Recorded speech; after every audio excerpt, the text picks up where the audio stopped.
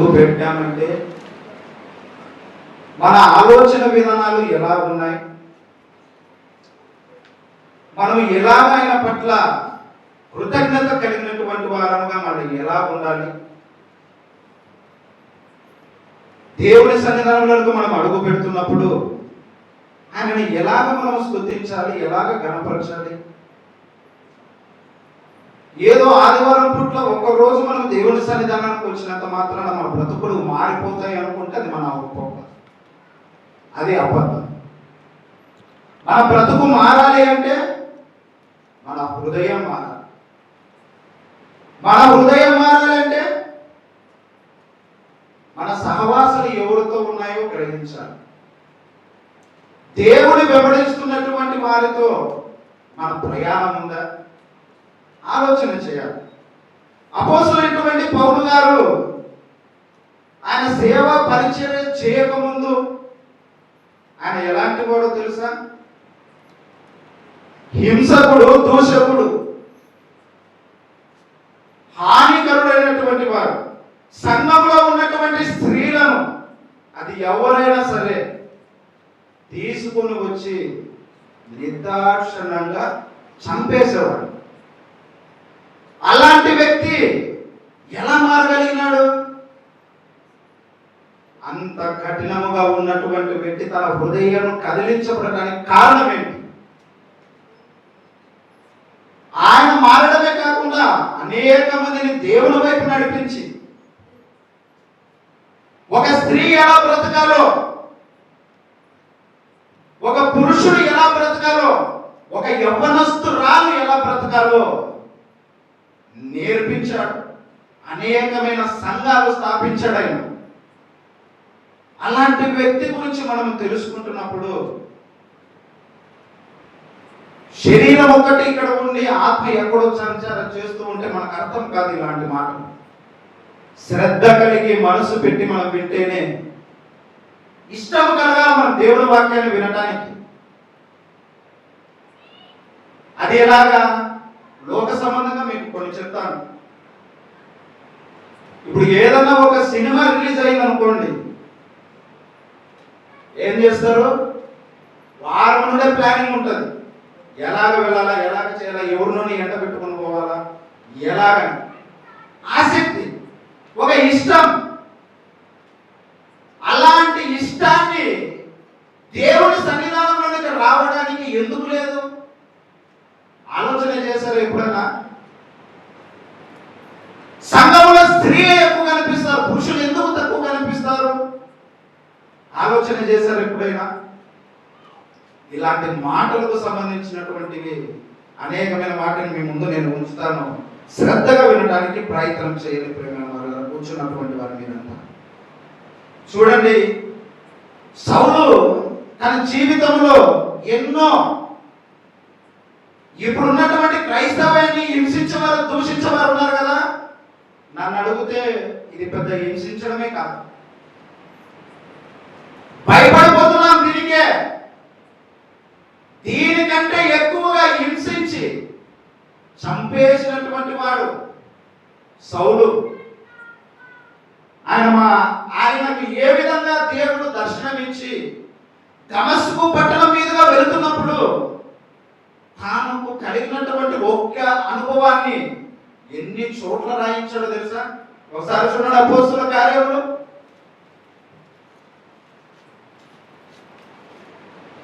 అపోస్తలుల కార్యములు 9వ అధ్యాయం 3వ వచనం. అతడు ప్రయాణము చేయుచు దమస్కు దగ్గరకు వచ్చినప్పుడు అకస్మాత్తుగా ఆకాశము నుండి ఒకని వెలుగు అతని చుట్టూ ప్రకాశించెను. అప్పుడు అతడు నేల మీద పడి, సౌలా సౌలా, నీవేళ నన్ను హింసించుచున్నావని తనతో ఒక స్వరము పలుకగా నేను వింటిని.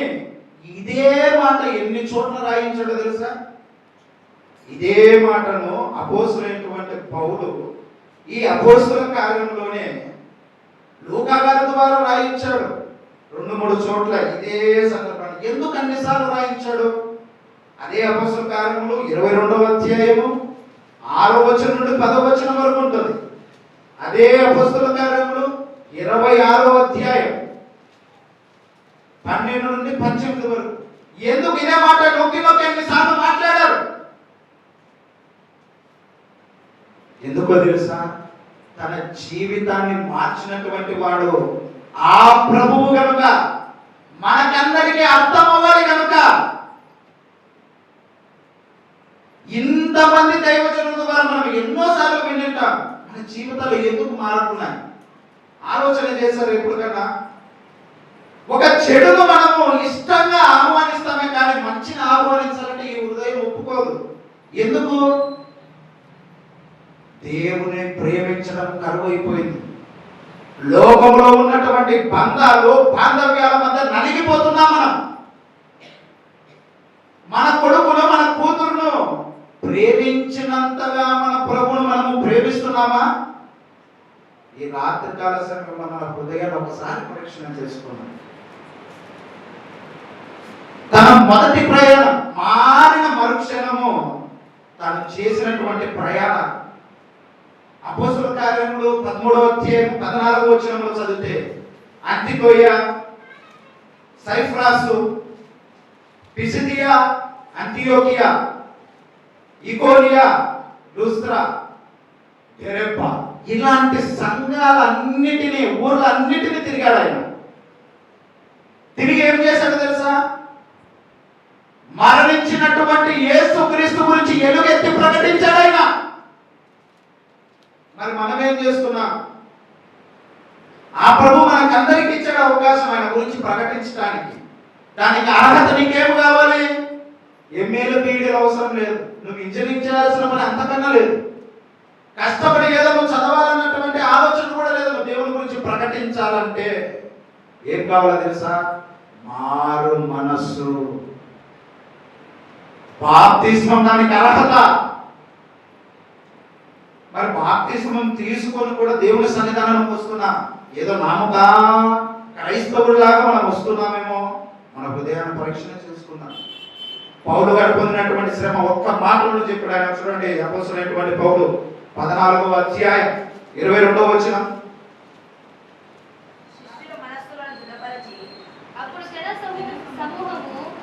14వ అధ్యాయం 22వ వచనం. శిష్యులు మనస్సులను దృఢపరచి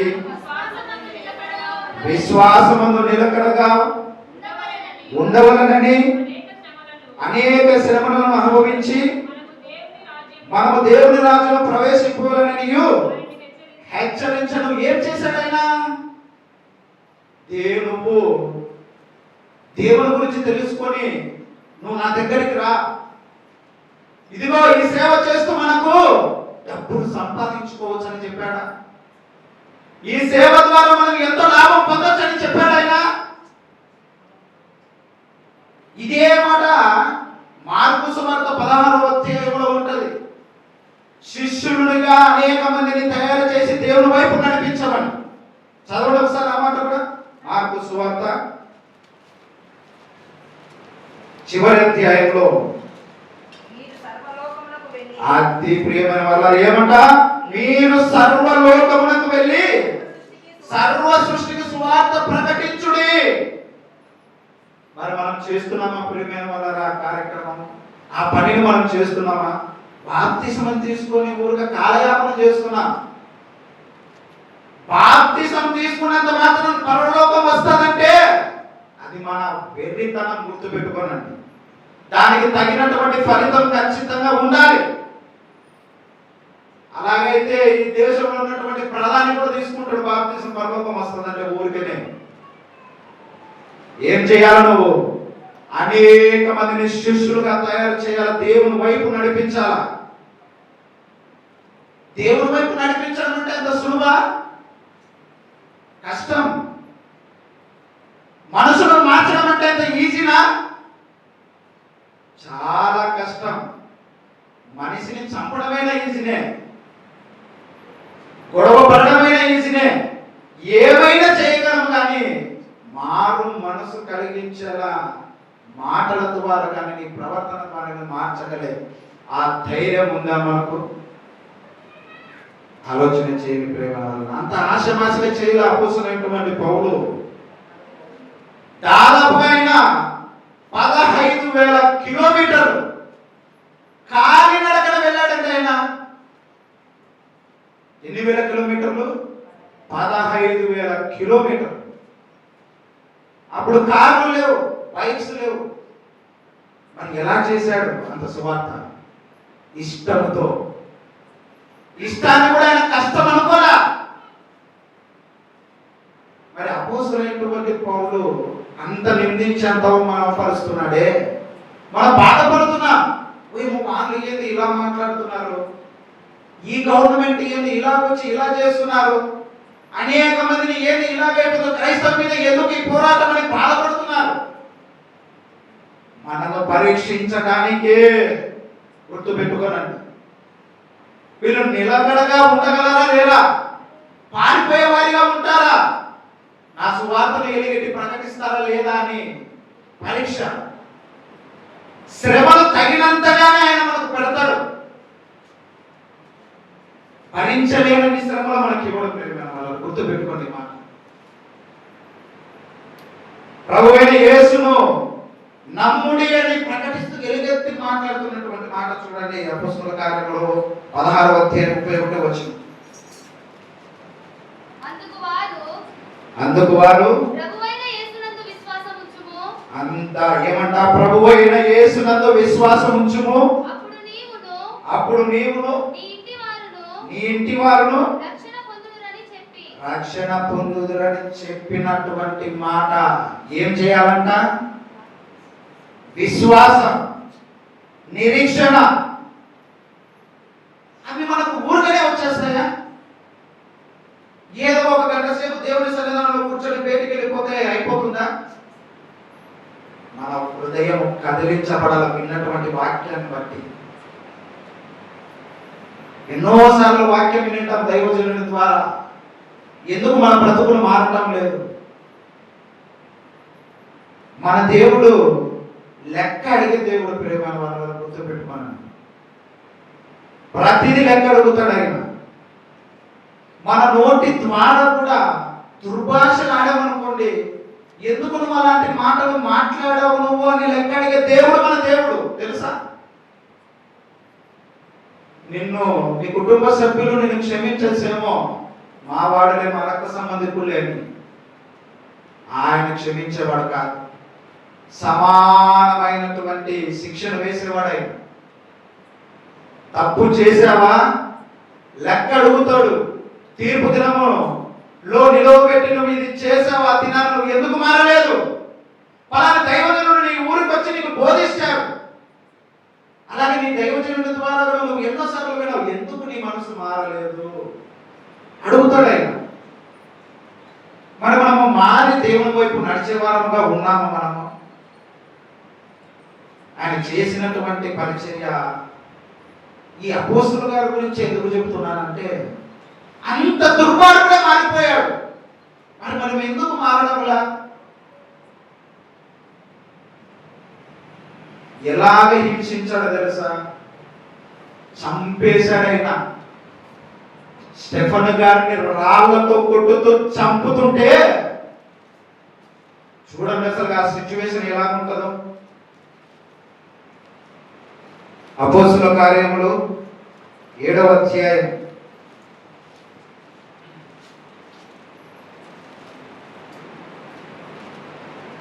55వ వచనం నుండి 60వ వచనాల వరకు చదువు. ఒక్కొక్క వచనం మీకు క్లుప్తంగా నేను వివరిస్తాను.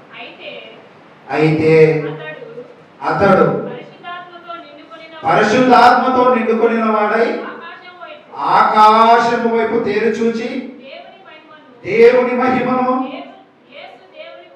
యేసు దేవుని కుడి పార్శ్వమందు నిలిచి ఇండుటను చూచి ఆకాశము తెరవబడుటయు మనుష్య కుమారుడు దేవుని కుడి పార్శ్వమందు నిలిచి ఉండుటయు చూచుచున్నానని చెప్పాను. అప్పుడు వారు కేకలు వేసి చెవులు మూసుకొని ఏకముగా అతని మీద పడి పట్టణపు వెలుపలికి అతనిని వెళ్ళగొట్టి రాళ్ళు రువి చంపిరి. సాక్షులు సౌలు అనొక యవనుని పాదముల యొద్ద. ఇప్పుడు రాళ్ళు రువి చంపుతున్నారు. రాళ్ళు రువి చంపేటప్పుడు వస్త్రాలు ఎందుకు పక్కన పెట్టారు? చంపేవాడిని ఎలాగైనా చంపేస్తున్నారు, వస్త్రాలే ఎందుకు తీశారు? ఇప్పుడు కొడుతున్నటువంటి వాళ్ళు వస్తున్నారు, వచ్చినటువంటి వాళ్ళు వస్త్రాలు ఎందుకు తీశారు? ఆలోచన చేశారు. ఆ వచ్చిన అది ఎంత ఎత్తుగా ఆలోచన కలిగినటువంటిదిగా ఉందో. సౌలు అనొక యవ్వనుని పాదముల యొద్ద. అతను ఎవరంట? సౌలు యవ్వనంలో ఉన్నటువంటి వాడు. యవ్వనంలో ఉన్నటువంటి ఆ సౌలు కాళ్ళ దగ్గర తన వస్త్రములు పడవేశారు. ఎందుకో తెలుసా? తనను రాళ్లతో కొడుతున్నప్పుడు ఆ రక్తపు మరక తల వాళ్ళ చొక్కాల మీద పడకుండా ఉండడానికి ఇబ్బందిసేసి వెళ్ళిపోయి చుట్టూ కుమ్ముకొని అతని మీద రాళ్ళు రుగారు. ప్రేమ ఏమంటున్నాడు ఆయన? అంత జరుగుతున్నా రాళ్లతో కొడితే రక్తము కారిపోతున్నా కానీ ఆయన ఏమంటున్నాడు చూడండి. 60వ వచనం. అక్కడ మోకాలుని ప్రభువా వారి మీద ఈ పాపము మోపముకొని గొప్ప శబ్దముతో పలికెను. ఈ మాట ఎక్కడ విన్నాడినా? యేసు క్రీస్తు ప్రభు వారు శిలువలో పలికినటువంటి మాట. మరి వీళ్ళు విన్నారే, విని మారారే. మరి మనం ఎందుకు మారడం లేదు? మనం అంత దుర్మార్గం కూడా కాదు, సౌలు గారి లాగా మంచి వాళ్ళమే. ఎందుకు మారలేకపోతున్నాం? ఎందుకో తెలుసా? దేవుని మాటలు ఇక్కడ వినేసి ఇక్కడ వదిలేస్తున్నాం కనుక.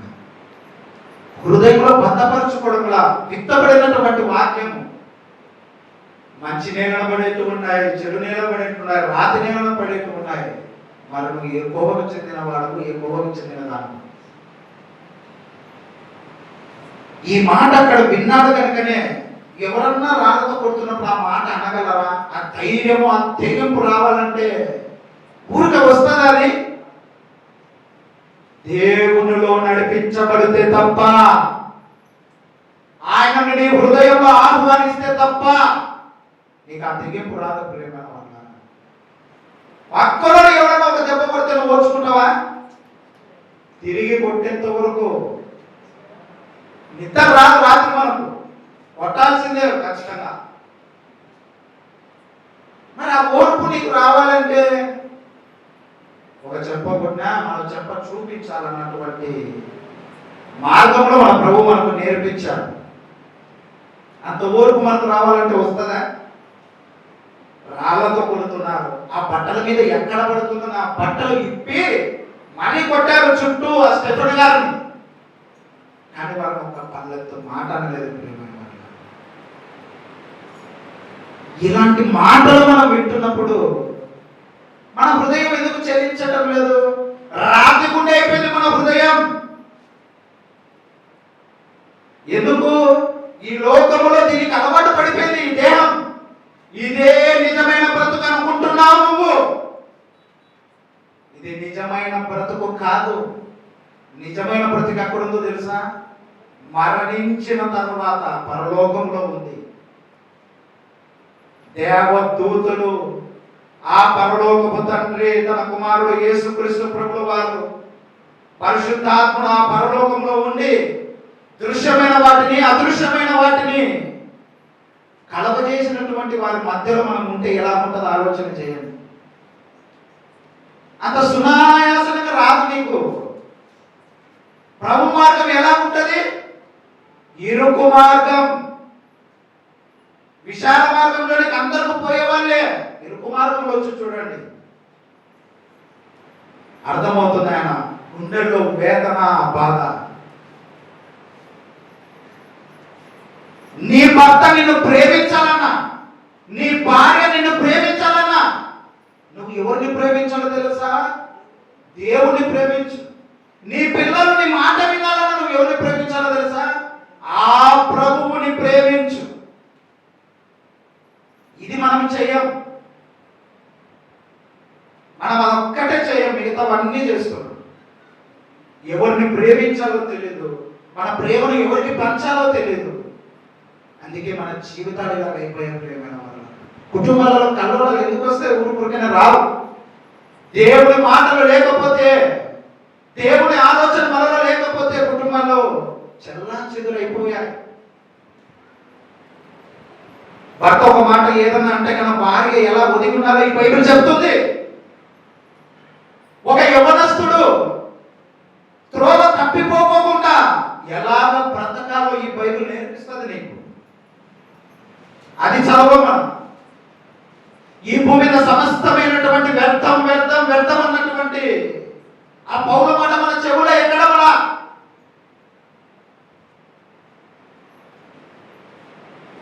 ఎందుకు ప్రియమైన వాళ్ళరా అదృశ్యమైన వాటిని మనం ఎందుకు కనుగొనలేకపోతున్నాం? ఇంకా ఏం చెప్పాడో తెలుసా? అపోస్తలుడైనటువంటి పౌలు తన అంతరేకలు తిరిగి కొన్ని వేల కిలోమీటర్లు ప్రయాణం చేసి శిష్యులుగా తయారు చేసినటువంటి వారిలో మొదటిగా ఎంచుకున్నటువంటి తిమోతి. అపోస్తలు తిమోతి గారిని ఎందుకు ఎంచుకున్నారంటే అక్కడ ఉన్నటువంటి ఆ సంఘంలో ఈయన దేవుని వైపు నడిపించగలడన్నటువంటి నమ్మకాన్ని కలిగించినటువంటి వ్యక్తి. ఏమంటాడో తెలుసా? దేవుని సన్నిధానంలో ఇక్కడ నిలబడి మాట్లాడుతున్నటువంటి వారు ఎలాంటి బోధ చేస్తున్నారో మీరు వినాలా. బోధనను బట్టి కూడా మారే వాళ్ళు ఉంటారు కదా, అలాంటి బోధనలు ఎలా ఉన్నాయో నేర్పించినటువంటి వాళ్ళు. ఒక బోధకుడు కూడా ఎలాగ బ్రతకాలి, ఎలాగ చెప్పాలి సంఘంలో కూడా నేర్పించినటువంటి వాడు. ప్రియమైన వాడు చూడండి ఒకసారి మొదటి తిమోతిలోకి రాసినటువంటి పత్రిక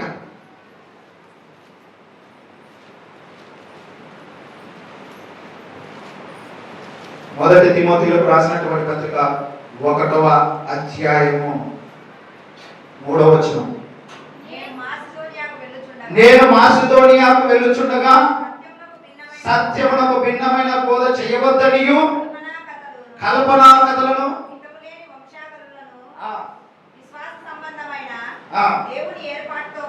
దేవుని ఏర్పాటుతో కాక వివాదములతోనే సంబంధములు కలిగి ఉన్నవని కనుక వాటిని లక్ష్య పెట్టవద్దనియు కొందరికి ఆజ్ఞాపించుటకు నీవు ఎఫెసులో నిలిచి ఉండవలెనని నిన్ను హెచ్చరించిన ప్రకారము ఇప్పుడును హెచ్చరించుచున్నాను. ఎవరికి చెప్తున్నాడు ఇది? అపోస్తలుడైనటువంటి పౌలు తిమోతి గారికి చెప్తున్నాడు.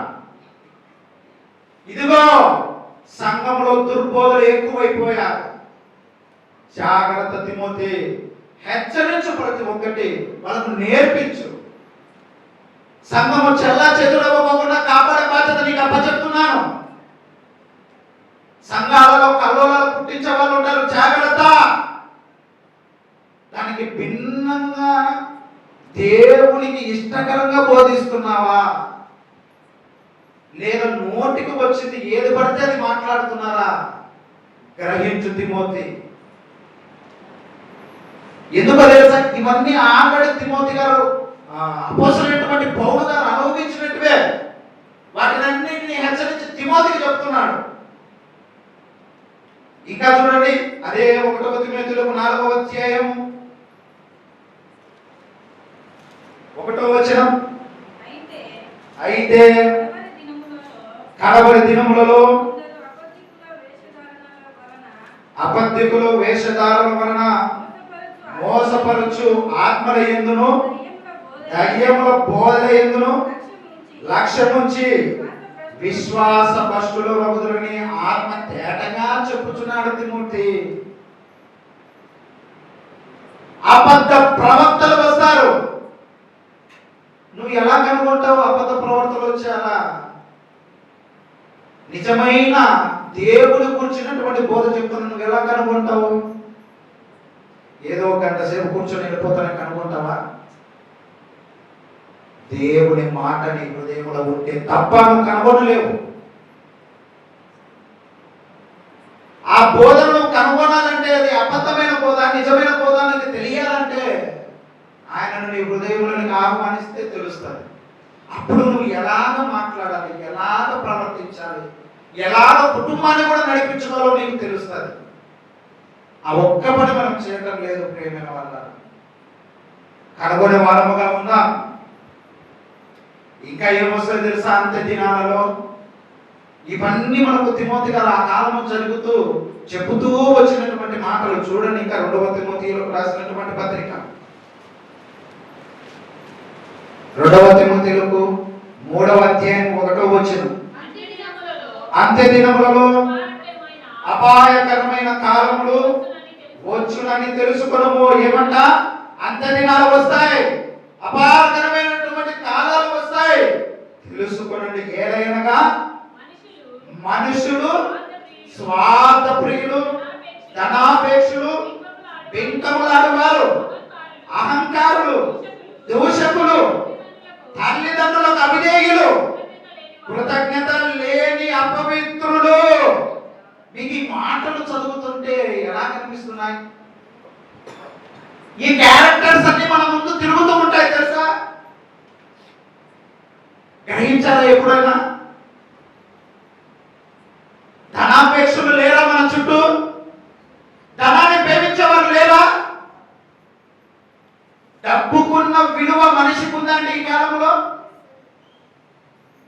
డబ్బును ప్రేమించినంతగా మనిషిని ప్రేమించేవారు ఉన్నారా ఈ కాలంలో? లేరు. ఎందుకో తెలుసా? దేవుని వాక్యము లేకపోవడమే, ఆయన మాటలు హృదయంలో లేకపోవడమే. ఈ ధనము మరణించిన తర్వాత నీతో వస్తుంది అంటే రాదు, అది తెలుసు మనిషికి. విలువైనటువంటివి నేర్పించాలన్నటువంటి ఆలోచన లేదు, ఆ జ్ఞానం లేదు మనకు. ఏదో వస్తున్నాం, కాలయాపనకి ఏదో వెళుతున్నాం, మనం సాగిపోతుంది అలాగా. చెప్పాను కదా, బాప్తిస్మం తీసుకున్నంత మాత్రాన మనకు పరలోకం రాదు. వీటన్నిటిని చంపేసుకోవాలి. ఈ భూమి మీద అందరికంటే ఆ ప్రభువును ప్రేమించాలా నువ్వు? నీకు పరలోకం రావాలంటే అంత సులువుగా రాదు ప్రేమైన వాళ్ళ. దేవుని రాజ్యం అంటే ఈయన ఎన్ని శ్రమలు, ఎన్ని హింసలు అనుభవించాడు. పౌలు గారు చెప్తున్నటువంటి మాటలు చూడండి, కళ్ళు చెదిరిపోయే మాటలు. ఇవన్నీ ఆయన అనుభవించాడు. ఇలాంటి వారు ఉంటారని గ్రహించాడు ఆయన. ఎలా గ్రహించాడంటే, దేవుడే తనకు ముందుగా నడుస్తూ వెళ్ళాడు. ఎవరు ఎలాంటి వారు ఇట్టే పసిగట్టగలిగాడు ఆయన. అలాంటి జ్ఞానము బోధిస్తున్న మాకే కాదు, వింటున్న మీకు కూడా వస్తుంది. మనము నడవం, ఆయనకి ఇష్టకరంగా బ్రతకలేనటువంటి స్థితి. నీ నుంచి ఆయన ఏమైనా ధనాన్ని ఆశించాడా? నీ నుంచి ఏమి కోరుకున్నాడమ్మా ఆయన? నీ హృదయాన్నే కదా ఆయన కోరుకునింది. అది ఒక్కటి ఇవ్వలేకపోతున్నావే నువ్వు. ఇంత ఆలోచింపచేసే మాటలు. బింకములాడే వాళ్ళు నీ గురించి ఆడ, ఆ గురించి ఈడ చెప్పేవాళ్ళే. మన అనుకున్న వాళ్ళు ఏం చేస్తారు? నిన్ను వెన్ను పోటు పొడుస్తారు తెలుసా? ఇదో నువ్వు ఈ భూమి మీద ఎవరినైనా ఎక్కువ ప్రేమించి చూడు, వాడే నీకు ఏదో ఒక రోజు వ్యతిరేక అయిపోతాడు. నీ కొడుకును ప్రేమించి చూడు. ఇప్పుడు మనం చూస్తున్నాం, పెళ్ళైన తర్వాత కూడా వారు మారినటువంటి వారులైన కొడుకులు ఈ భూమి మీద. కన్న తల్లిని నరి రోడ్డులలో వదిలేసి వెళ్ళిపోయాడు. ముసలి వాళ్ళని జాలి దయ లేకోకుండా ఎలా చేయగలిగాడు ఆ పని? నవమాసాలు మోసినటువంటి తల్లిని నిద్రాక్షణంగా అలా నరి రోడ్డు మీద వదిలిపెట్టిపోవడానికి ఆ ప్రేరేపణ ఎవరు కలిగించాడు? సాతానుగాడు. నీ పిల్లలను దేవుని వైపు నడిపించకపోవడానికే అది కారణం అండి. తెలుసా మీకు? యవనస్తులు ఎంతో మంది చెడిపోయిన వాళ్ళు లేరా? ఎవరిని ప్రేమించాలో తెలియక, కన్నవారి కంటే ఎక్కువ ప్రేమ ఎవరో మనదాకా మన పరిచయం అయినాడని చెప్పేసి తల్లిదండ్రులను ఎదిరించి కాపురాలను నాశనం చేసుకున్నటువంటి వారు లేరా ఈ భూమి మీద? మన కళ్ళకు కట్టినట్టుగా వాట్సాప్లలో, యూట్యూబ్లలో ఎన్ని వస్తున్నా మన హృదయం చలించడంలా మన పిల్లలను దేవుని సన్నిధానంలో నడిపించలేకపోతున్నాం. ఆలోచన చేశారా ఎప్పుడన్నా? నువ్వు నిజమైన దేవుణ్ణి, ఆయనను కనుగొని నీ హృదయంలోనికి ఆహ్వానించు చూడు. నీ ప్రవర్తన ఎలా ఉంటుంది, నీ ఆలోచన విధానం ఎలా మారుతుందో తెలుసా? చెడు వైపుకు వెళ్ళవు. దేవుడే నీకు అడ్డుకట్ట వేస్తాడు నువ్వు చెడు మార్గంలో వెళితే. ఇలాంటి మాటలన్నీ రాయించాడండి. అహంకారులు, దూషకులు, తగ్గనంటాడు మానవుడు. అక్కడ హేబేలు కాడ నుంచి మొదలు పెట్టాడు. ఇప్పటికీ జరుగుతుంది ఆ అహంకారం. ఏమన్నాడు తెలుసా ఆయన? కయ్యను అన్న మాట ఎదిరించి సమాధానం చెప్పినటువంటి మాట, నేనేం కావాలన్నా అని దేవునికి ఎంత అవిధేయత, అహంకారంగా సమాధానం ఇచ్చాడని. అక్కడ నుండి మొదలు పెడితే ఇప్పటికి కూడా అది జరుగుతూనే వస్తుంది మానవునిలో. ఇంకా ఏమంటారు? తల్లిదండ్రులకు అవిధేయులు, భారమైనటువంటి వారు కొడుకులు, కూతురు. ఈ కాలంలో నువ్వు దేవుని వైపు నడిపించకపోతే కుటుంబాలు నాశనం అయిపోతాయి. గుర్తుపెట్టుకోనండి, దేవుని వైపు నడిపించుకోకుండా. దేవుని సన్నిధానంలోకి వచ్చి ఇక్కడికి వచ్చిన తర్వాత నీ ఆలోచన ఏంటి? యవనస్తులైనటువంటి వారిని దేవుడు లెక్క అడుగుతాడు ఖచ్చితంగా. ఎవరి కోసం వస్తున్నావు దేవుని సన్నిధానంలోనికి? వాక్యాన్ని వినడానికి వస్తున్నావా? ఏ ఆలోచన కలిగి వస్తున్నావో దేవుని సన్నిధానానికి? తీర్పు దినంలో ఖచ్చితంగా లెక్క అడుగుతాడు. గుర్తుపెట్టుకుని ఇంకా చూడండి ఆయన మాట్లాడుతూ, అవిధేయులు, కృతజ్ఞత లేని వారు. నువ్వు ఎంతో మందిని నీ అనుకున్న వారిని దగ్గరికి తీసుకున్నామా? ఏదో ఒక సందర్భంలో ఏం చేస్తారు వాళ్ళు? కాళ్ళతో తన్నేస్తారు. అప్పుడు ఇశ్రాయేలు ప్రజలను కూడా ఆ ప్రభువు నడిపిస్తే ఎండలో నుండి మన్నాను కురిపించాడు ఆయన. ఆయన మాట ఇంచు కూడా వినాలి, ఆయన నమ్మలేదు. ఆయన ఇప్పటి కూడా దేవుడి మాటలు ఇన్నిసార్లు వింటున్నాం. మనకేమైనా నమ్మకం ఉందా అనుకుంటున్నారా? మోసపోతున్నారు మీరు అంతే. మారితే మన బ్రతుకులు ఇలా ఉండవు దేవుని సన్నిధానంలో. మన కళ్ళ ముందున్న వారినే మోసం చేసి బ్రతుకుతుంటాం మనం. ఇంకా కనిపించని ఆ దేవుని నువ్వు మోసం చేయవా?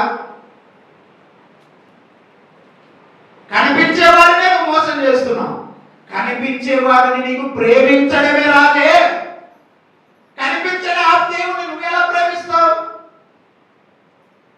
ఆలోచన చేసావు ఎప్పుడైనా? ఆయన కనపరాడు. మనకు ఎదురుగా మన తల్లే ఉంది, మన తండ్రే ఉంది. వాళ్ళని ప్రేమించడమే రాకపోతే కనిపించని నువ్వు ఆ దేవుని ఏం ప్రేమిస్తావు?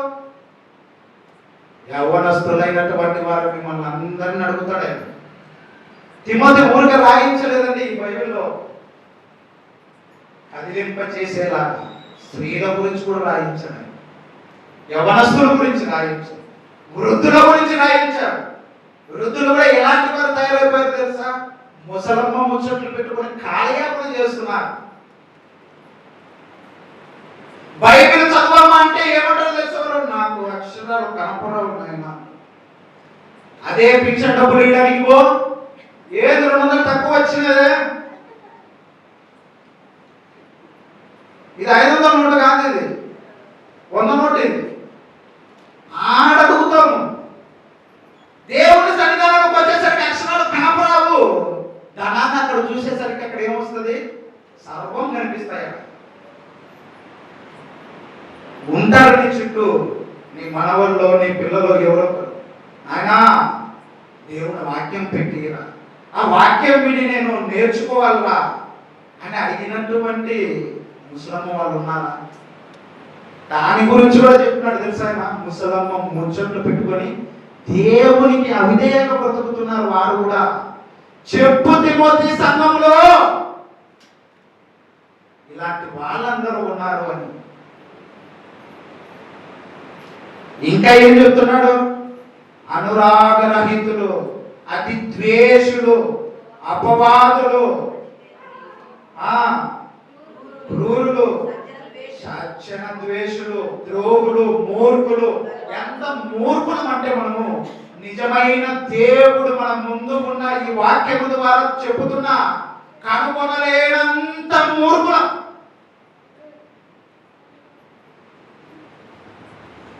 చెప్పుకోవాల్సి వస్తుంది ఆయన. నేను దేవుణ్ణి మొట్టమొదటిగానే యోహాను సువార్తలో మాట్లాడినటువంటి మాట. ఈ వాక్యం ఏమైందండి? ఎవరి వాక్యం?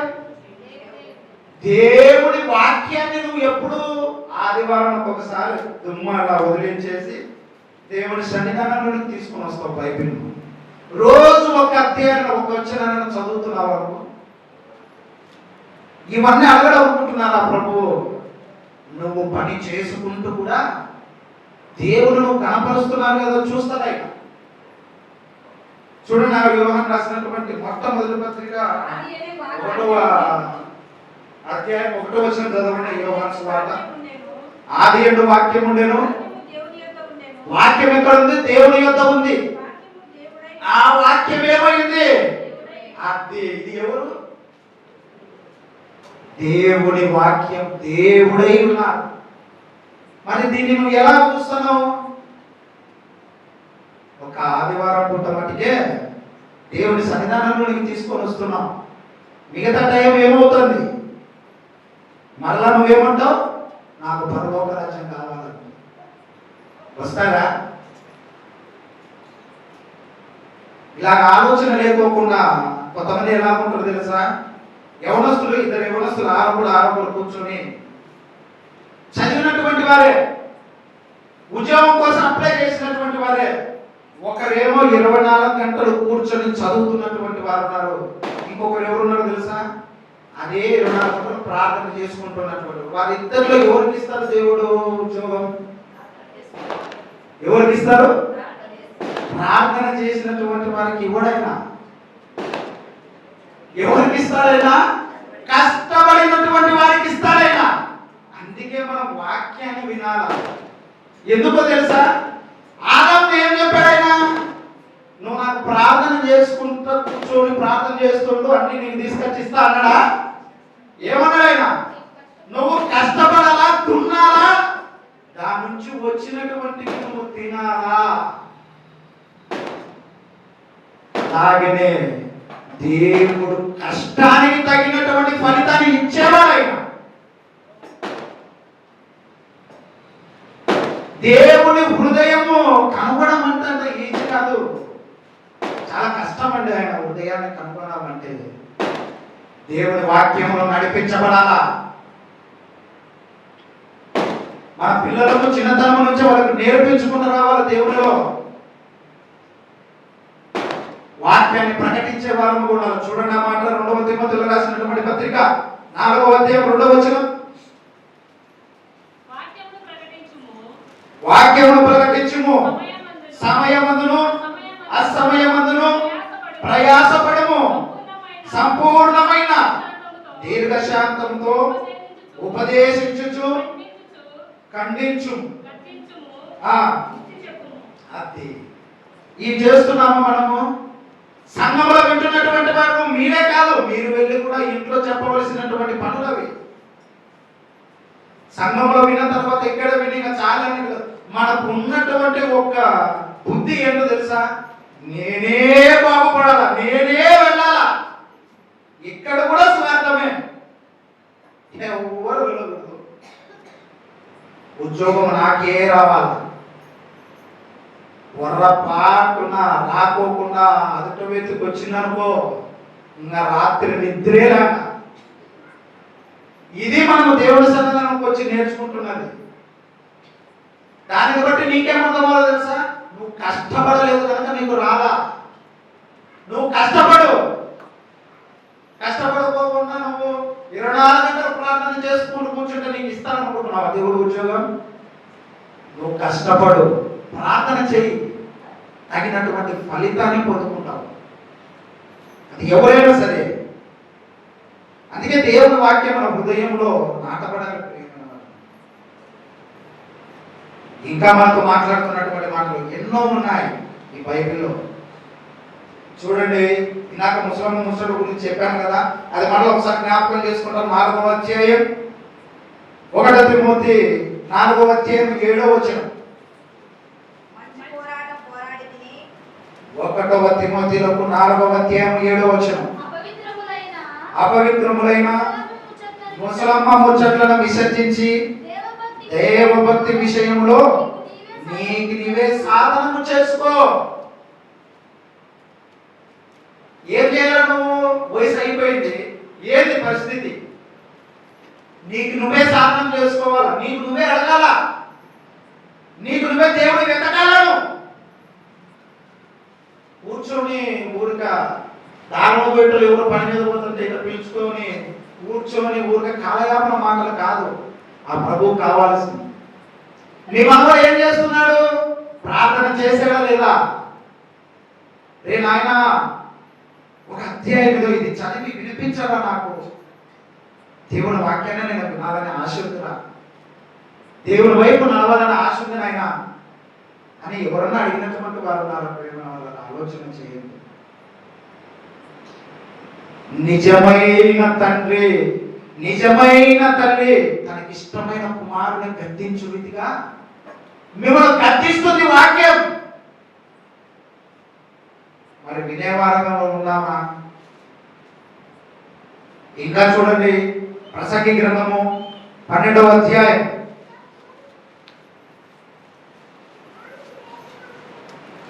1వ వచనమే. ఇది మనకందరికీ వర్తిస్తుందంటే మీరు జాగ్రత్తగా ఈ లేఖనాన్ని పరిశీలించి తెలుసుకోండి. చదవండి. దుర్దినములు రాకమునుపే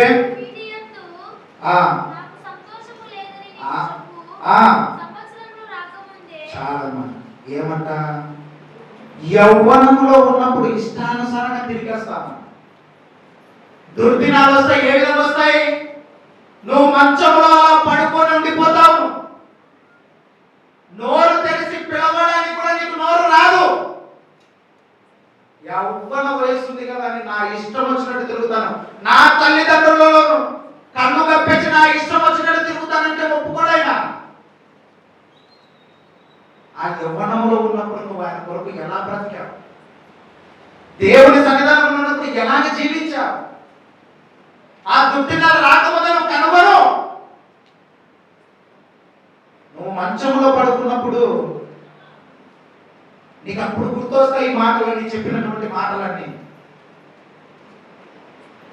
నీ శరీరం నీకు సహకరించని రోజు అంటూ ఒకటి వస్తుంది. ఆ రోజు కనిపిస్తాడు నీకు దేవుడు. నువ్వేమనుకుంటుంటావో తెలుసా? ఆ దొంగ చివరిలో మారా చూడు, అలాగా మారదాం అనుకుంటున్నావేమో. ఆ దొంగకు అప్పుడే సువార్త అందింది కాబట్టి అప్పుడు మారాడు. ముందు నుంచి ఏమైనా సువార్త గురించి దేవుని గురించి తెలుసా? ఆన్ ది స్పాట్ లో ఆ దొంగ అక్కడ ఉండి ఆయన మాటలను బట్టి, ఆయన చేసినటువంటి ప్రవర్తనను బట్టి, తన క్రియలను బట్టి ఆన్ ది స్పాట్ లో మారాడు. ఆయన వెంటనే ఏం పొందుకున్నాడు? ఆయన పరదేశం. అలాగ దొంగ మారినట్టు నేను ఎప్పుడో చివరిలో మారదాం అనుకుంటున్నావేమో. ఉన్నంత ఏం చేశావు అని అడుగుతాడే. మారితేదని అడుగుతాడు. అందుకే దుర్దినములు రాకముందే మన వయసు అంతా అయిపోక తలికే దేవుని కొరకు వాడబడాల్సినటువంటి ఈ శరీరం వ్యర్థ కాలయాపన చేయాలి. వాడు అంటాడు, 10 బీర్లు తాగుతాడేమో, పందేలు కాసుకుంటాడు, తాగుతాడు, తిరుగుతాడు, నాకంటే తెలియని విషయం ఏంటంటే ఆ బీరు ఎత్తలేని రోజు కూడా ఒకటి వస్తారన్నటువంటి విషయం తెలియదు. ఏం నేర్చుకుంటున్నాం మనం దేవుని సన్నిధానం వచ్చి? ఈ దేహం ఎవరిది? నీదా?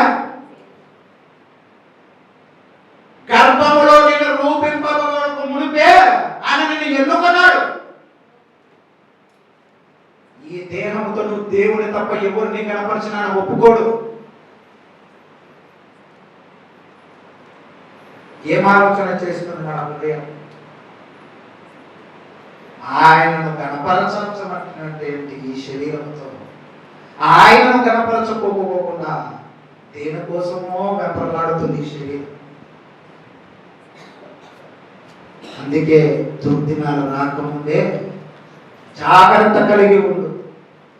దేవుని నీ హృదయంలోనికి ఆహ్వానించు. నీ ప్రవర్తనను బట్టి అనేక మంది మారేలా ఉండాలి. నీ ప్రవర్తన ఒకరు చూసి అసహించుకునేలా ఉండకూడదు. నీ తల్లిదండ్రులను తలదించుకునేలాగా, ఆ పరలోకపు తండ్రిని తలదించుకునేలా ఉండకూడదు నీ ప్రవర్తన. నాకు యవ్వనం ఉంది, నా ఇష్టం వచ్చినట్టు ఉంటాంటే కుదరదు దేవుని సన్నిధానం. ఇంకా ఏమంటున్నాడు చూడండి యవనస్తుల గురించి. అదే ప్రసంగి 11వ అధ్యాయం 10వ వచనం. యవనుడా నీ యవనమందు సంతోషపడము, నీ యవన కాలమందు నీ హృదయమును సంతృష్టిగా ఉండనిమ్ము, నీ కోరిక చొప్పునను నీ దృష్టి యొక్క ఇష్టము చొప్పునను ప్రవర్తింపుము. అయితే వీటన్నిటిని బట్టి దేవుడు నిన్ను తీర్పులకు తెచ్చుకున్న జ్ఞాపకం చేసుకో. నువ్వేమనుకుంటున్నావు?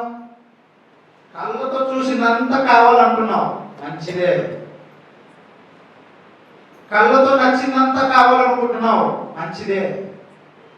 దానిని బట్టి ఆయన మహిమపరచబడతాడా లేదా అది ఆలోచన చేయము. దానిని బట్టి ఏం చేస్తానంటున్నాడు ఆయన?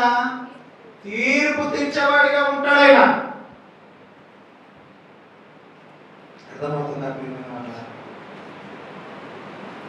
ఇవన్నీ ఎందుకు చెప్తున్నాడు నీకు? నీ శరీరం, నీ ఆత్మ నశించిపోవడం ఆయనకి ఇష్టం లేకనే కదా. ఇంకా పౌలు గారు ఏం చెప్పారో తెలుసా? విగ్రహాలు కల్పించినటువంటి వారి విషయంలో కూడా హెచ్చరించాడు ఆయన. తినకూడదంటే తినకూడదని చెప్పినటువంటి వాడు అపోస్తలుడైనటువంటి పౌలు. తగునమ్మా అని కొంతమంది తయారైపోయారు. వారి ఆత్మను రక్షించడానికంట విగ్రహాన్ని కల్పించింది తినవచ్చని ఎవరు చెప్పారు? అపోస్తలుడైనటువంటి పౌలు ఏమని చెప్పాడా? అసలు ఆ సందర్భం ఏంటో తెలుసా మనకు? ఇంత జరిగినప్పటికీ కూడా ప్రకటన గ్రంథంలో చివరిగా ఆయన ఎందుకు చెప్పాడు ఆ మాటలన్నీ? గ్రహించలేకపోయారే మనుషులంతా, మానవులంతా. దర్శనమందు కనిపిస్తున్నటువంటి ఆ మాటలన్నీ ఎందుకు కనుగొనలేకపోయాం మనము? దేవుని మాటను పెడచెవిన పెడితే మనకు ఇలాంటి మాటలన్నీ నిజమే అనిపిస్తాయి. మనకు నిజమేనేమో, తినచ్చేమో అని.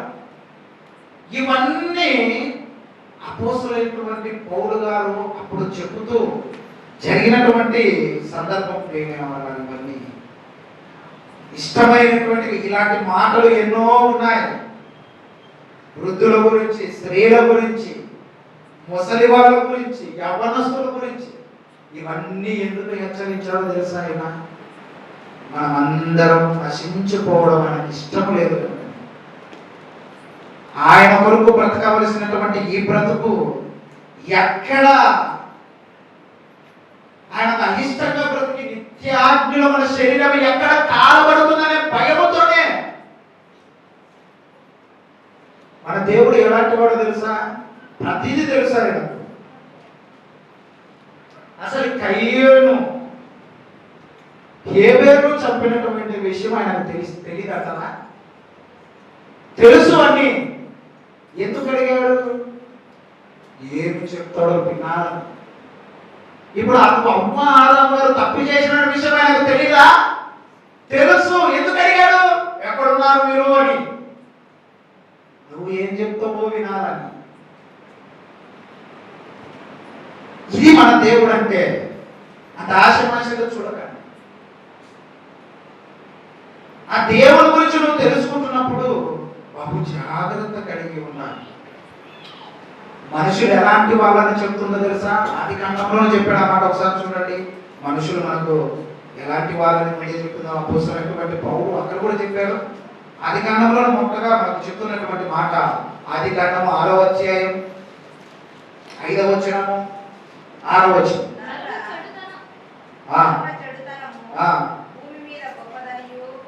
ఏమంటే ప్రియమైన వారులారా, నరుల చెడుతనము భూమి మీద గొప్పది. వారి హృదయం ఒక తలంపులోని ఊహ అంతయు ఎల్లప్పుడు కేవలము చెడ్డదని యెహోవా ఏం చేశాడైనా చూశాడైనా.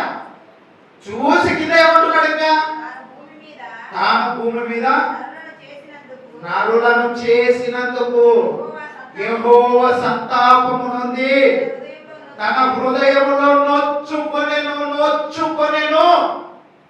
ఎందుకు నొచ్చుకునేది? తన హృదయం బాధపడుతున్నాడు. ఆయన రాజులాగా బ్రతకాల్సినటువంటి మనము ఎలాగ బ్రతుకుతున్నాం? బంట్రోతులాగా బ్రతుకుతున్నాం. దేవుని కొరకు ఆయన అసలు పుట్టించిందే ఎందుకు? రాజులాగా బ్రతుకుతాము అని. అందుకే సమస్త జీవరాశులని ఏలుతావు నువ్వని ఆయన ఎందుకన్నా మాట. అసలు నువ్వు ఎవరి పోలిక? చూడనా మాట కూడా.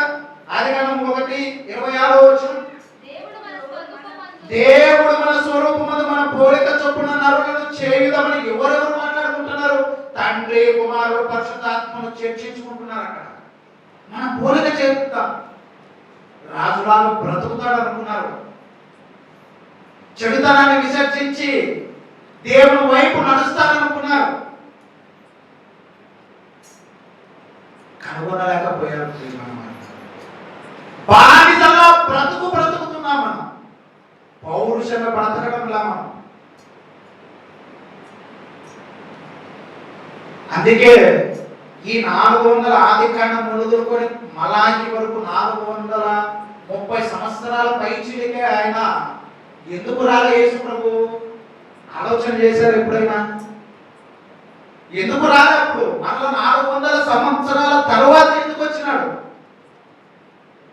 ఎదురు చూశాడు. మారతారు, రాజులా బ్రతుకుతారు అనుకున్నాడు ఆయన. అందుకే ఏమైనా చివరికి ఏం చేశాడు? తన కుమారుని భూమి మీదకి పంపించి ఒక మనుషుడు, ఒక మానవుడు ఎలా బ్రతకాలో వచ్చి నిరూపించి మరణించి తిరిగి 3వ దినాన లేచాడు ఆయన. ఇదో ఎలా బ్రతుకు. పిలాతు గారికి అర్థం కాదా మాట.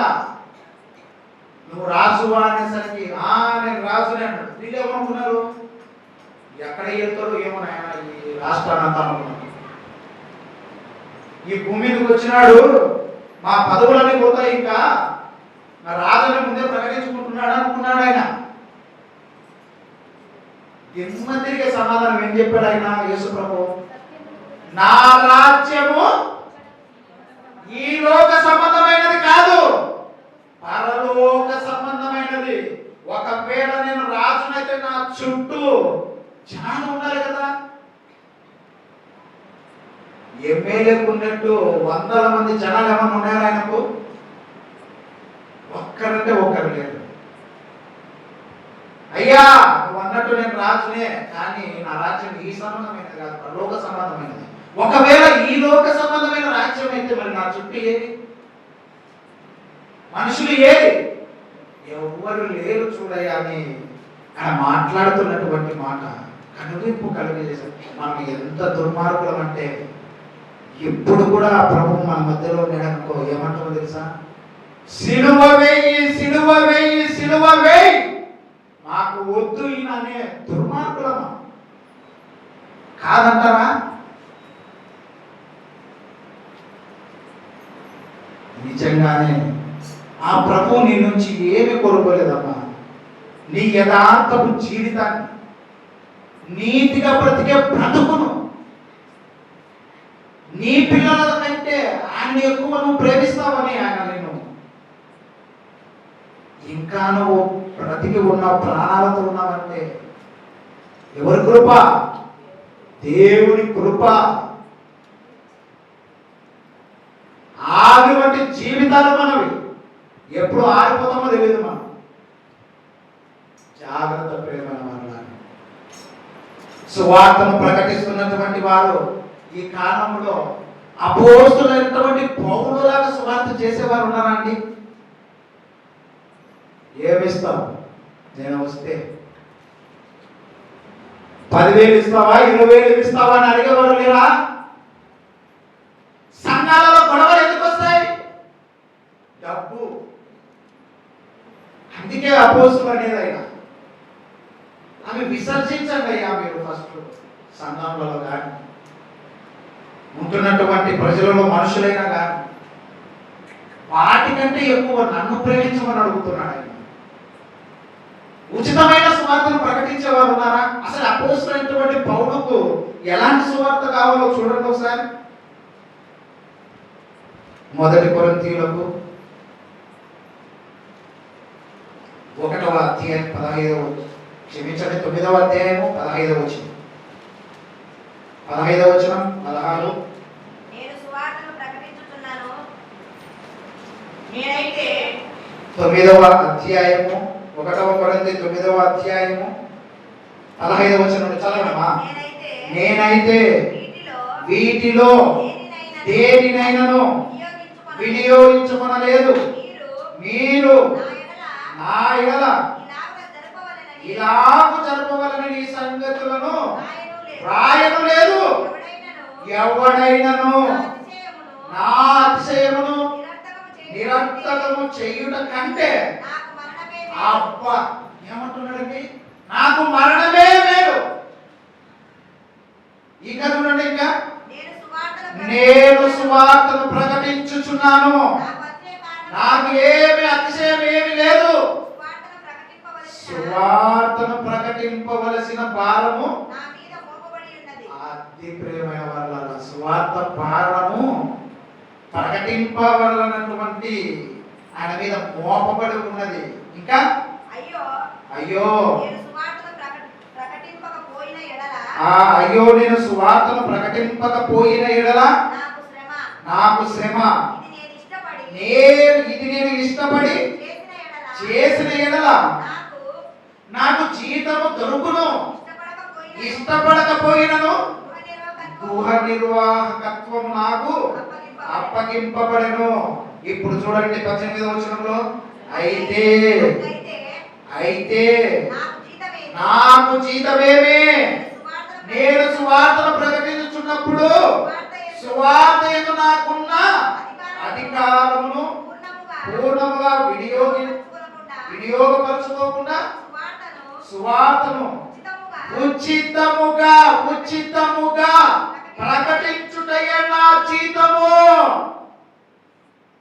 ఎవరన్నా ఉచితంగా సువార్తను ప్రకటించేవారు ఉన్నారా? నేటి క్రైస్తవ్యంలో ఆయన రావాలంటే ₹1,00,000 ఇవ్వాల్సిందేను. ఎవరు రావాలంటే? దైవజనులు రావాలంటే ఎంత ఇవ్వాలి? డబ్బులను ఎంత ఇస్తావు? ఉచితమైన సువార్తను ప్రకటించే వాళ్ళు ఉన్నారమ్మా. మనం చూస్తుంటాం అనేక మందిని. ఎంత వచ్చింది డబ్బులని ఎంచుకునే వారే ఉంటారు. కానీ ఒక్క ఆత్మైన రక్షించిన ఇప్పుడు నేను చెప్పినటువంటి మాటను బట్టని ఒక్క దైవజనులన్నా మాట్లాడినటువంటి దాఖలాలు ఉన్నాయా? ఎంతమంది మారారు నా వాక్యాన్ని బట్టని అడిగేవారు ఉన్నారా? డబ్బు. సువార్త కూడా ఏమైపోయిందండి? వ్యాపారం అయిపోయింది సువార్త అంటే. ఈ మాట అంటున్నాను, తప్పుగా అనుకోకండి, పచ్చిగా మాట్లాడుతున్నాను. వ్యభిచారం అయిపోయిందండి సువార్త. వ్యభిచారం అయిపోయింది.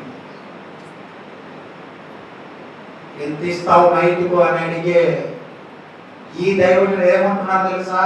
నేను వచ్చి చెప్తే ఎంత ఇస్తావు అని అడుగుతున్నాను. ఎంత బాధాకరం!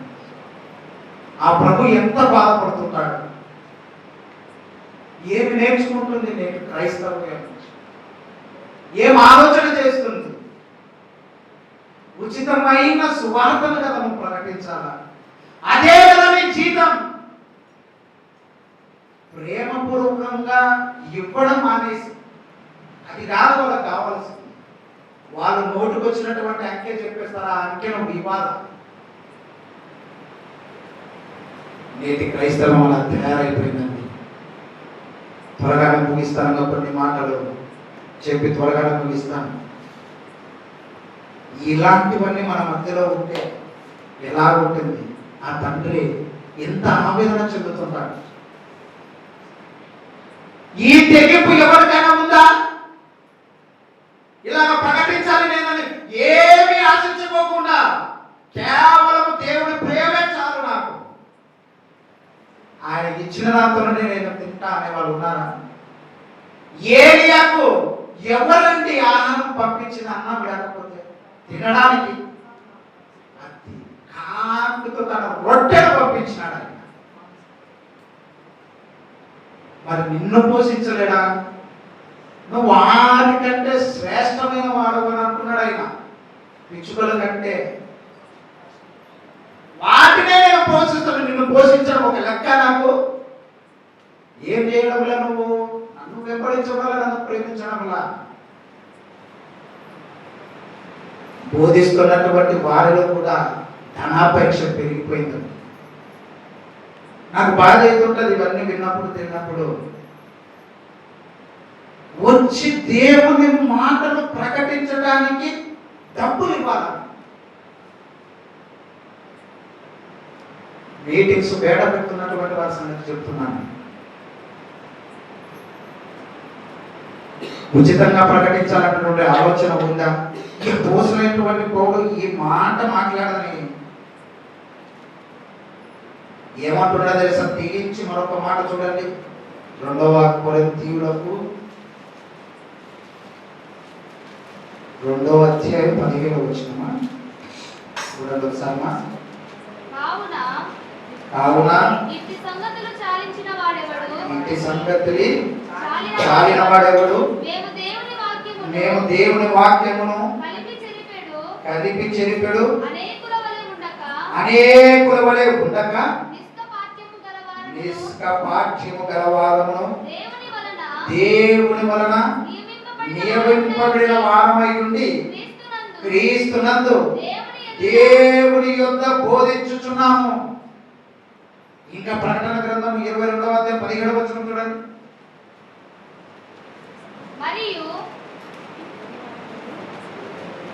చూడండి, ప్రకటన గ్రంథం 22వ అధ్యాయం 17వ వచనం. ఆత్మయు పెళ్లి కుమార్తెయు రమ్ము అని చెప్పుచున్నారు. వినువాడును రమ్ము అని చెప్పవలను. తప్పికొనిన వానిని రానిము, ఇచ్చేయించు వానిని జీవజలములను ఉచితముగా పుచ్చుకొనిమ్ము. ఈ జీవజలం ఉచితముగా నువ్వు పొందాలంటే ఉచితమైన సువార్తను ప్రకటించాలి. ఉచితమైన సువార్తను పొంది తద్వారా నువ్వు ఆయన అడుగు, నీ ఇష్టమైన నీ దేహాన్ని ఆయనకు అర్పించేసి ఆయన కొరకు బ్రతుకు, ఆయన వెంబడించు. ఉచితముగా పొందుడి, ఉచితముగా ఇయ్యుడి. ఇది కదండి నిజమైన దేవుని రాజ్యం. మరి ఆ రాజ్యాన్ని నువ్వు ఎందుకు పొందుకోలేకపోతున్నావు? ఆ రాజ్యంలో నువ్వు ఎందుకు ఉండలేకపోతున్నావు? ఆలోచన చేద్దాం ప్రియమైన వాళ్ళ. విన్నటువంటి వాక్యాన్ని చివరిగా ఒక మాట చూసుకొని ముగించుకుందాం. యాకోబు రాసినటువంటి పత్రిక, యాకోబు రాసినటువంటి పత్రిక 1వ అధ్యాయం 22వ వచనం. ఇది మీరు వినువారు మాత్రమై ఉండి మిమ్మల్ని మీరు మోసపుచ్చుకొనకుండా వాక్య ప్రకారము వాక్య ప్రకారము ప్రవర్తించువారునై ఉండుడి. ఏమంట? ఇప్పుడు నేను చెప్పినటువంటి మాటలు విన్నాములని మిమ్మల్ని మీరు మోసపుచ్చుకోకండి. సంఘంలో ఉన్నటువంటి మీ అందరికీ చెప్తున్నాను, మీ హృదయాలు మీరు విన్నాములే, మేము తెలుసులే, మాకు ఈ వాక్యం మేము ప్రవర్తించే వారంగా మేము ఉంటాంలే అని అనుకుని మిమ్మల్ని మీరు మోసపుచ్చుకోకండి. క్రియలను బట్టి ఆయన ప్రతిఫలం ఇచ్చేవాడు. ఆత్మను దేహమును చంపువారికి మీరు భయపడాలి. బొద్దింకకు బలికి కాదు భయపడాల్సింది, ఆయనకు భయపడాలి. ఆత్మను దేహమును చంపి బ్రతికించే వాడికి మనం భయపడాలి. అట్టి కృప దేవుడు మనకందరికీ అనుగ్రహించును గాక. దేవుడు ఈ నా కొద్ది మాటలు దీవించి ఆస్వాదించును గాక. ప్రార్థన చేసి